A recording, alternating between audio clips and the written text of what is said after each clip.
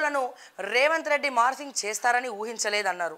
పేగులు తీసి మెడలో వేసుకుంటున్నానని రేవంత్ పదే పదే అంటున్నాడని, అలా చేస్తే సైకో అవుతాడు కానీ సీఎం ఎలా అవుతాడని ప్రశ్నించారు. ఇక్కడ నిన్న సాయంత్రం నేను ఇక్కడ మాట్లాడాల్సినటువంటి అవసరం ఉన్నది, సందర్భం ఉన్నది. నిన్న సాయంత్రము మీకు తెలుసో లేదో ఈటెల రాజేందర్ గారి గురించి 5,000 కోట్ల స్కామ్ గురించి 5,000 కోట్ల స్కామ్ గురించి నిన్న సాయంత్రం 5 గంటలకు నేను బ్రేకింగ్ చేసిన. ఇవన్నీ ప్రూఫ్స్ నా దగ్గర ఉన్నాయి. ఈటెల రాజేందర్కి సంబంధించి నేను మాట్లాడుతూ ఉన్నా. మళ్ళీ చెప్తా ఉన్నా, కేవలం ఈటెల రాజేందర్ గారికి సంబంధించినటువంటి ప్రూఫ్స్ అని కూడా నేను మాట్లాడుతూ ఉన్నాను. నా దృష్టికి ఇది వచ్చింది. దాదాపు 10-15 రోజుల నుంచి నేను ఈ సబ్జెక్టు నేను చూస్తూ ఉన్నాను. అండ్ చాలా కష్టపడి నేను ఇవన్నీ కూడా సంపాదించినాను.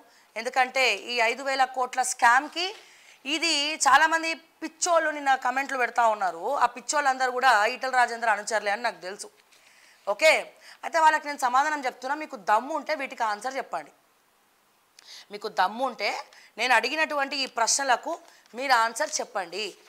మీరు ఆన్సర్ చెప్పలేక ఒక మహిళ అని చూడకుండా నేను సబ్జెక్టు గురించి మాట్లాడితే మీరు సబ్జెక్టు గురించి సమాధానం చెప్పకుండా నా మీద అడ్డమైన బూతులు పెట్టి ఇంకా రాత్రిపూట ఫోన్ చేస్తున్నాడు వాడు, రాత్రికి వస్తావా పగలు వస్తావా నీ రేట్ ఎంత అని చెప్పి ఈటెల రాజేందర్ అనుచరులు ఫోన్లు చేస్తూ ఉన్నారు. సిగ్గుశరం ఉండాలి. ఈటెల రాజేందర్ చెప్పిండా ఇట్లా చేయమని? సిగ్గుశరాలు ఉండాలి. ఈటెల రాజేందర్ చెప్పిండారా బై ఇట్లా చేయమని మీకు ఫోన్లు? లేకపోతే ఉప్పల్ ప్రెస్ క్లబ్లో పోయి ఎస్సీ వాళ్ళ మీద దాడులు చేసినట్టు నా మీద కూడా దాడి చేసే ప్రయత్నం చేస్తూ ఉన్నారా? ఏది నా ఫోన్?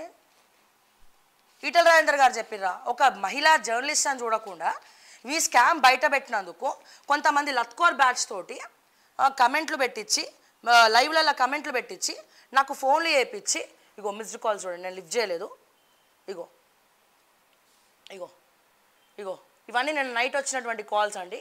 ఫోన్లు చేయించి ఇష్టం వచ్చినట్టు మాట్లాడిపించి, అమ్మ జమునమ్మ మీ క్యాడర్కి ఇదేనా అమ్మ నేర్పిస్తున్నారు మీరు? ఒక ఆడపిల్లని అడ్డుగోలుగా రాత్రికి రా పగలరా అని ఇష్టం వచ్చినట్టు మాట్లాడి ఇష్టం వచ్చినట్టు లైవ్లో కమెంట్స్ చూపిస్తాను. నిన్న నేనేం మాట్లాడినా సబ్జెక్ట్ గురించి మాట్లాడినా. నిజంగా మీకు దమ్ అనేది ఉంటే మీరు చేసినటువంటి ఈ 5,000 కోట్ల స్కామ్కి సంబంధించినటువంటి ప్రూఫ్స్ నా దగ్గర ఉన్నాయి. వీటికి సమాధానం చెప్పండి ఈటెల రాజేందర్ అన్న నేను అడిగినా. అయితే ఇంకేమంటుండ్రు?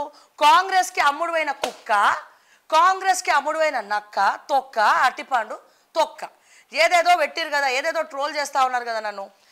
నిజంగా నేను కాంగ్రెస్కి అమ్ముడు పోయే కుక్కలు చాలామంది ఉన్నారు, అమ్ముడు పోయిన వాళ్ళు కూడా ఉన్నారు. మీకు నిజంగా దమ్ము ఉంటే ఆ కుక్కలను పోయి అడగండి ఎందుకు అమ్ముడు పోయినరు. నేను ఫస్ట్ నుంచి కూడా నేను ఏ పార్టీకి నా లైవ్ రెగ్యులర్గా చూసే వాళ్ళకి తెలుసు. నేను ఏ పార్టీకి పనిచేయను, నేను ఎవరికి కూడా పనిచేయను. అవినీతిని ఖచ్చితంగా ప్రశ్నిస్తా. అప్పుడెప్పుడో ఇంకొకరు అంటాడండి పుణ్యాత్ముడు, 2014 సంవత్సరం 16 సంవత్సరంలో ఈటెల రాజేందర్ సివిల్ సప్లైస్గా ఉన్నప్పుడు ఇప్పుడు నువ్వేం బీకినో ఇప్పుడు ఎందుకు చెప్తున్నావు అంటే, నా దృష్టికి ఇది ఇప్పుడు వచ్చింది.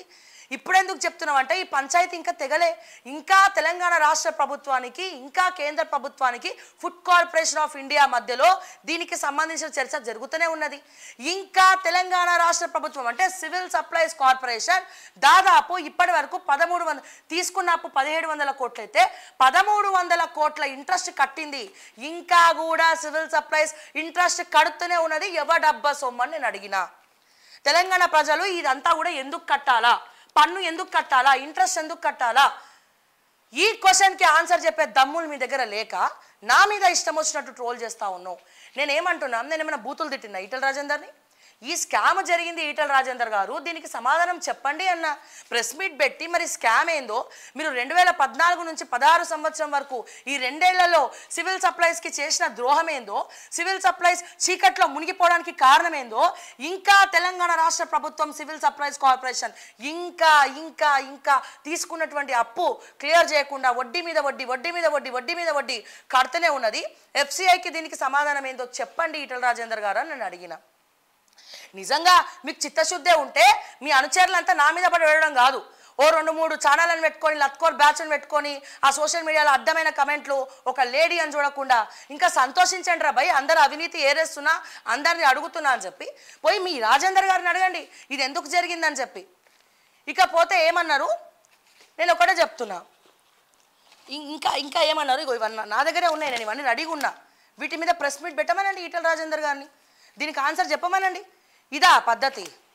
నిజంగా ఈటల రాజేందర్ గారు అంత మంచోడే అయితే నా మీద కమెంట్స్ చేయమని మీ అనుచరులకి మీరే చెప్తున్నారా? అట్లా చేస్తారు ఎవరన్నా జర్నల్? ఇప్పుడు నా బాధ్యత ఏంది, నా బాధ్యత ఏంది? డెఫినెట్గా నా దృష్టికి వస్తే నేను చూపిస్తా, అది ఎవరైనా సరే, not even Revanth Reddy subject వచ్చినా నేను చూపిస్తా. మొన్నటికి మొన్న రేవంత్ రెడ్డి బ్రదర్స్ మొత్తం సెటిల్మెంట్లు చేసుకుంటారని చెప్పింది కూడా నేనే మార్నింగ్ న్యూస్లా. మరి కాంగ్రెస్కి అమ్ముడు పోతే రేవంత్ రెడ్డి తమ్ముడు కొండల రెడ్డి గురించి, తిరుపతి రెడ్డి గురించి ఎందుకు చెప్తా నేను, ఎందుకు మాట్లాడతా నేను? ఎందుకంటే వాళ్ళు సెటిల్మెంట్లు చేసుకుంటున్నారు.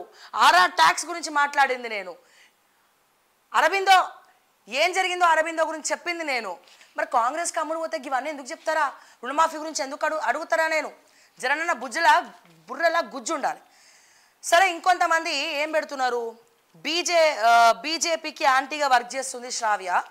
నా మార్నింగ్ న్యూస్లో నేను మోడీ పేరు లేనిది నేను ఎక్కడ కూడా చేయను, మూడోసారి ప్రధానమంత్రి అయ్యేది కూడా నరేంద్ర మోడీ గారే అని చెప్పి నేను చెప్పిన, కేంద్రంలో గెలిచేది వాళ్ళే అని చెప్పిన, ఇప్పటి వరకు తెలంగాణ కాదు అసలు దేశవ్యాప్తంగా ఒక్క బాంబ్ బ్లాస్ట్ కాలేదని కూడా చెప్పిన. మీకు నిజంగా ఓపిక చిత్తశుద్ధి ఉంటే పోయి నా మార్నింగ్ న్యూస్లు చూసుకోండి. నేను న్యాయం వైపు మాట్లాడతా, తప్పు చేస్తే డెఫినెట్గా దానికి క్వశ్చన్ చేస్తా. హరీష్ రావు రంగనాయక్ సాగర్ది బయట పెట్టిన, హరీష్ రావు రంగనాయక్ సాగర్కి వెళ్ళడం జరిగింది, కేటీఆర్ జన్వాడ ఫామ్ హౌస్కి వెళ్ళడం జరిగింది, అక్కడ పోయి ఆ వీడియోలన్నీ కూడా బయట పెట్టినాను. ఇండివిజువల్గా ఏ లీడర్ వ్యవస్థ, నిన్న మార్నింగ్ న్యూస్లో కొండా విశ్వేశ్వరరెడ్డి ఏదైతే మన ఏవి కాలేజ్ ఎడ్యుకేషనల్ ట్రస్ట్లో జరిగినటువంటి మోసాలు ఏవైతే ఉన్నాయో ఆ ట్రస్ట్ని చేజిక్కించుకొని అడ్డుగోలుగా ఈ గవర్నమెంట్ ఇచ్చినటువంటి నిధులు, యూజీసీ ఇచ్చినటువంటి నిధుల్ని కూడా డైవర్ట్ చేసి లేని బిల్డింగ్లు, కట్టని బిల్డింగ్లు ఉన్నట్టు సృష్టించి చేపించినటువంటి ఒక ప్రొఫెసర్ని నా మార్నింగ్ న్యూస్కి కంప్లైంట్ ఇస్తే మార్నింగ్ న్యూస్కి పిలిపించి దాన్ని బయటపెట్టిన. ఏ పార్టీ అయినా, ఏ లీడర్ అయినా నా దృష్టికి వస్తే ఖచ్చితంగా చూపిస్తా, కొట్లాడతా. ఇది అయిపోయిన చరిత్ర కాదు, ఇక మీదట మొదలు కాబోయే చరిత్ర, ఇక మీదట మొదలు కాబోయే చరిత్ర. ఇది అయిపోలేదండి. ఎందుకు అయిపోలేదంటే ఇంకా తెలంగాణ రాష్ట్రం సివిల్ సప్లైస్ కార్పొరేషన్ దీనికి ఇంట్రెస్ట్ కడతా ఉంది. వీరు ఈటల రాజేందర్ గారు చేసిన తప్పుకి ఇంకా ఇంట్రెస్ట్ కడతానే ఉన్నది. సో దీనికి నేను ప్రశ్నిస్తూ ఉన్నాను. ఇది కేంద్ర ప్రభుత్వానికి కూడా తెలీదు, అమిత్ షా గారికి కూడా నేను ఇవన్నీ కూడా పంపించబోతున్నా. అమిత్ షా గారికి, పిఎంఓకి, మోడీ గారికి ఇవన్నీ కూడా నేను పంపించబోతున్నా. డెఫినెట్గా దీని మీద ఎంక్వైరీ చేయమని కూడా పిల్ల వేయబోతున్నాను. ఈ ప్రూఫ్స్ అన్నీ కూడా నేను సబ్మిట్ చేయబోతున్నా. ఓకే, అయితే నేను ఇక్కడ ఇంకోటి చెప్దాం అనుకుంటున్నా. మీరు అందరూ అంటున్నారు కదా కాంగ్రెస్కి అమ్ముడు పోయినా, గానికి అమ్ముడు పోయినా. నేను ఏ పార్టీకి అమ్ముడు పోను. మీ ఈ తాటాకు షప్పులకు శ్రావ్య భయపడదు. అందరిలాంటి అమ్మాయినైతే నేను కాదు, ఒక మూల కూర్చొని ఏడిపించే టైప్ అయితే కాదు. ప్రేమిస్తే ప్రాణం ఇస్తా, నా జోలికి వస్తే తాట తీస్తా. Same dialogue. బీఆర్ఎస్ కార్యకర్తలకు, నా సోదరులకు, నా జోలికి వచ్చిన వాళ్ళకు ఎవడెవడైతే ఉన్నాడో వాళ్ళందరికీ కూడా తెలిసిన సంగతి గుర్తుపెట్టుకోండి.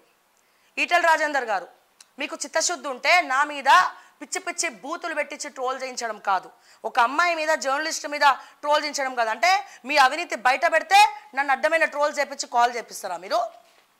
ఇదేనా?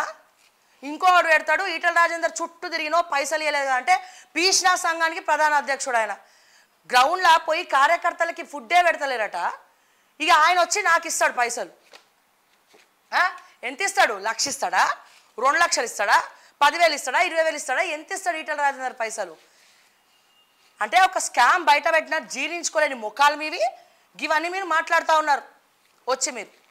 సరే, నిజంగా నేను కాంగ్రెస్కి అమ్ముడు పోయినా అనుకుందాం.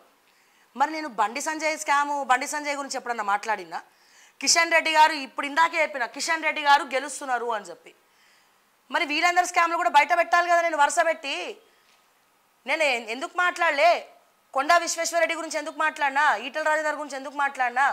నా దృష్టికి వచ్చినాయి, కంప్లైంట్లు వచ్చినాయి, ఇవన్నీ కూడా సేకరించినాం, చూపించినాం. ఇండివిజువల్గా నేను మాట్లాడుతూ ఉన్నా. అరే కిషన్ రెడ్డి, అరే మీ బీజేపీ పార్టీ అధ్యక్షుడు కిషన్ రెడ్డి గారి గురించి, మరి నేను నిజంగా యాంటీ బీజేపీ అయితే, బీజేపీ అంటే నాకు ఇష్టం లేకపోతే, నేను కాంగ్రెస్కి అమ్ముడైన కుక్కనే అయితే, మరి బీజేపీలో ఈటల రాజేందర్ తప్ప మిగతా వాళ్ళు ఎవరు లేరా? ఎవరు లేరా మిగతా వాళ్ళు?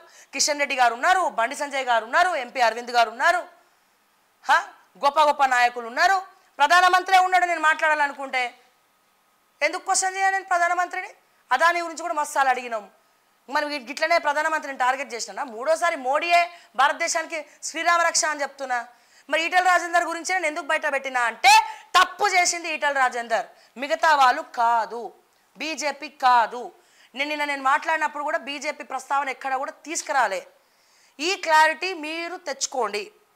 నేను అడిగింది ఈటల రాజేందర్ గారు బీఆర్ఎస్ పార్టీలో ఉన్నప్పుడు 2014-16 సంవత్సరాలు 2 ఏళ్లలో సివిల్ సప్లైస్ని చిన్న భిన్నం చేసి దీన్ని అడ్డు పెట్టుకొని ఫుడ్ కార్పొరేషన్ ఆఫ్ ఇండియాకి ఎగనామం పెట్టి ఇప్పటికి కూడా మనం ఇంట్రెస్ట్ కడతా ఉన్నామంటే దీనికి సమాధానం చెప్పాల్సినటువంటి బాధ్యత ఈటల రాజేందర్ మీద ఉంది.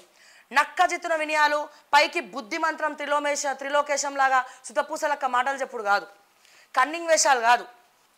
అండ్ ఇక్కడ మాట్లాడుతున్నాడు, ఏం మాట్లాడుతున్నాడు, ఇక్కడ ఏం మాట్లాడుతూ ఉన్నాడు, కాంగ్రెస్ హయాంలో కొనసాగుతూ ఉన్నది. ఓకే, కాంగ్రెస్లో కొనసాగుతూ ఉంది, ఇది ఓకే, ఇప్పుడు కూడా జరుగుతూ ఉన్నది. పేగులు మెడలో వేసుకుంటా సైకో అవుతాడు కానీ సీఎంఎల్ అవుతాడు. ప్రభుత్వాన్ని కూల్చే ఆలోచన మాకు లేదు, వాళ్ళే కూల్చుకుంటే చెప్పలేమాట. బీఆర్ఎస్లో ఉన్నప్పుడు అండ్ నేను ఇంకోటి కూడా చెప్తున్నా, సివి ఆనంద్ గారి పేరు తీసుకొస్తున్నా దీంట్లో. దేనికి? సివి ఆనంద్ గారిని ఈ సివిల్ సప్లైస్ కమిషనర్గా నియమించడం జరిగింది. నియమించినాక ఈ స్కామ్ మొత్తం కూడా బయటపడ్డది. ఈ స్కామ్ మొత్తం బయటపడితే దీన్ని సీఎంఓ దృష్టికి తీసుకుపోయింది. ఎందుకంటే ముఖ్యమంత్రి సిగ్నేచర్స్ లేకుండానే ఇదంతా కూడా వెలగబెట్టిరు. ముఖ్యమంత్రికి తెలియకుండా, ముఖ్యమంత్రి సిగ్నేచర్స్ లేకుండా ఇవన్నీ కూడా వెలగబెడితే సివి ఆనంద్ గారికి కంప్లైంట్లు వస్తే సివి ఆనంద్ గారు ఒక్కొక్క సబ్జెక్ట్ తీసుకొని మొత్తం చదివితే దీంట్లో స్కామ్ బట్టబయలైంది. సో అప్పుడు కూడా ఏంది, పైకి స్కామ్ జరిగిందని చెప్పి సీఎంఓకి తెలిస్తే ఈయన అప్పుడు కూడా వెనకాల నేనే ముఖ్యమంత్రి అవ్వాలని చెప్పి పావులు కదిపిండ్రు, ఎమ్మెల్యేలతో మాట్లాడిండ్రు. సో అది కూడా ఫోన్ ట్యాపింగ్ ద్వారానే తెలిసింది. కాబట్టే ఈటల రాజేందర్ ఆ పార్టీ నుండి బయటికి వచ్చి మళ్ళీ ఇంత పెద్ద స్కామ్ బయట పెడితే నా మెడకి ఎట్లా చుట్టుకుంటుందో అని భయపడి బీజేపీలో జాయిన్ అయ్యిండు, వేరే ఆప్షన్ లేక. ఎందుకంటే అప్పటికి కాంగ్రెస్ గ్రాఫ్ లేదు. అప్పుడు కాంగ్రెస్ గ్రాఫ్ ఎప్పుడు పెరిగింది? ఎలక్షన్కి ఒక 3 నెలల ముందర పెరిగింది. అప్పుడు బీజేపీ తప్ప ఈటల రాజేందర్కు వేరే ఆప్షన్ లేదు.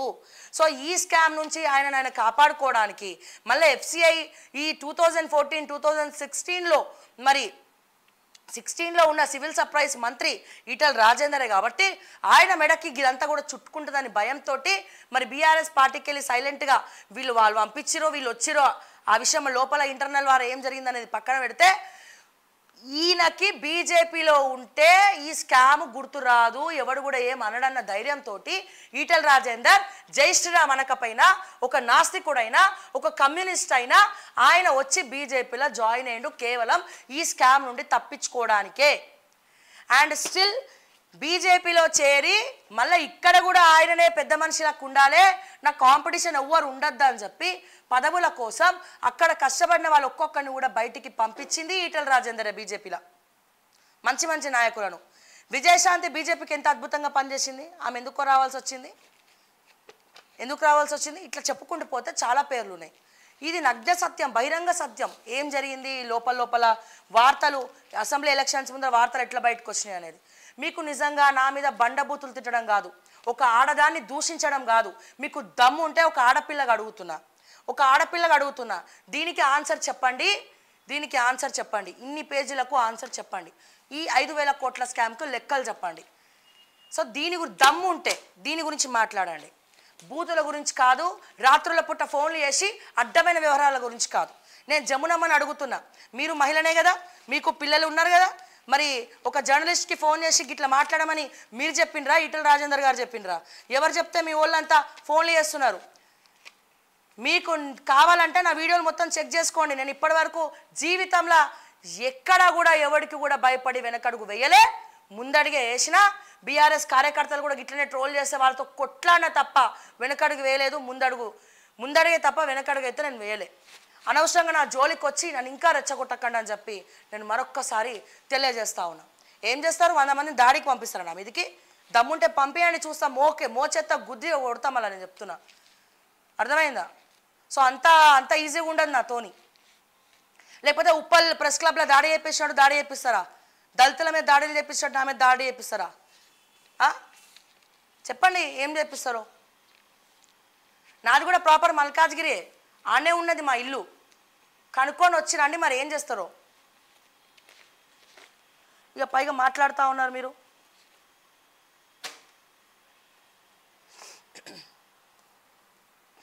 ఎస్,